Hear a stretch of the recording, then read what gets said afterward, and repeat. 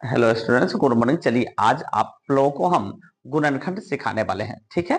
तो आप लोग इस वीडियो को शुरू से अंत तक देखते रहिए। गुणनखंड आपका एकदम जो है क्या हो जाएगा, ओके हो जाएगा, ठीक है। तो चलिए, यह गुणनखंड आपके लिए बहुत ही इंपॉर्टेंट है, क्योंकि आप कंपटीशन का तैयारी कर रहे हो या फिर 8, 9, 10 किसी भी क्लास में आप अध्ययन कर रहे हो। ज्यादातर सवालों में आपको आंसर लाने के लिए गुणनखंड तोड़ना पड़ता है, ठीक है। और इस 8, 9, 10 में तो गुणनखंड सीखना भी है, ठीक है। चलिए हम लोग सवाल को देखते हैं किस तरह से जो है गुणनखंड तोड़ा जाता है। चलिए, आपको करना क्या होता है, जो सबसे पहले देखना क्या है कि हमारा जो बहुपद है वो किस में दिया है। चर इसका है ए है। तो सबसे पहले ए स्क्वायर के कोफिशिएंट को और अचर पद को आपस में गुना कर लेना है। तो इसके साथ ए है, इसके साथ 25 है। ए स्क्वायर के साथ क्या है, एक होगा इसके गुना में, तो 35 को एक से गुना करें तो 35 आ जाएगा। रफ में कर लेना है इस काम को। अब देखिए क्या होगा, इस बीच वाले पार्ट को ऐसे दो पार्ट में बांटना है कि इस मतलब 12 को, इस दोनों पार्ट का जो जोड़ होगा सो 12 के बराबर, जोड़ या फिर घटाओ कुछ भी हो सकता है, और इस दोनों पार्ट का गुना जो है 35 के बराबर आ जाए। तो हम करें क्या, ए स्क्वायर, देखिए इसका हम लोग गुणनखंड तोड़ लेंगे।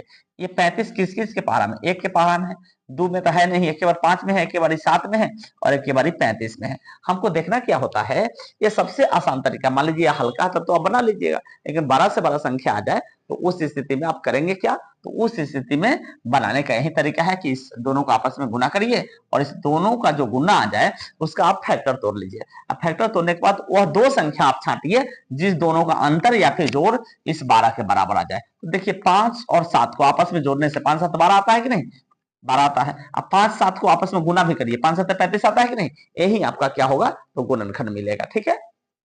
देखिए ए स्क्वायर प्लस में हमको मिला क्या संख्या, 5 + 7 मिल रहा है, 5 7 12, और 5 7 35 भी मिल रहा है, ठीक है। यही गुणनखंड निकालने का तरीका है। इसके साथ ए है और प्लस में 35 यहां मेन है। ये अगर आपको समझ में आ गया तो आगे दिक्कत नहीं होगा। ए स्क्वायर प्लस में इस 5 को बाई पार्ट कर लीजिए, 5 ए हो गया, प्लस प्लस प्लस 7 ए भी हो जाएगा, 7 ए और प्लस में हो जाएगा आपको 35 हो जाएगा, ठीक है। और ये बराबर, अब इसके साथ इसको बांट दीजिए और इसके साथ इसको बांट दीजिए, क्योंकि 12 को हम बाई पार्ट किए, 5 ए प्लस 7 ए, ठीक है।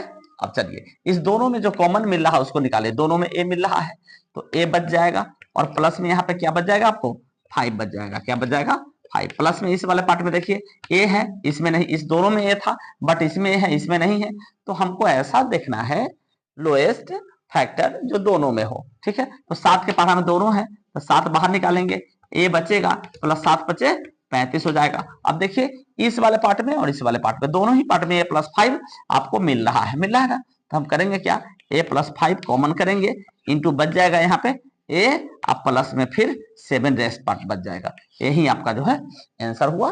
तो चलिए, वीडियो अगर अच्छा लगा तो लाइक शेयर और कमेंट जरूर करिए।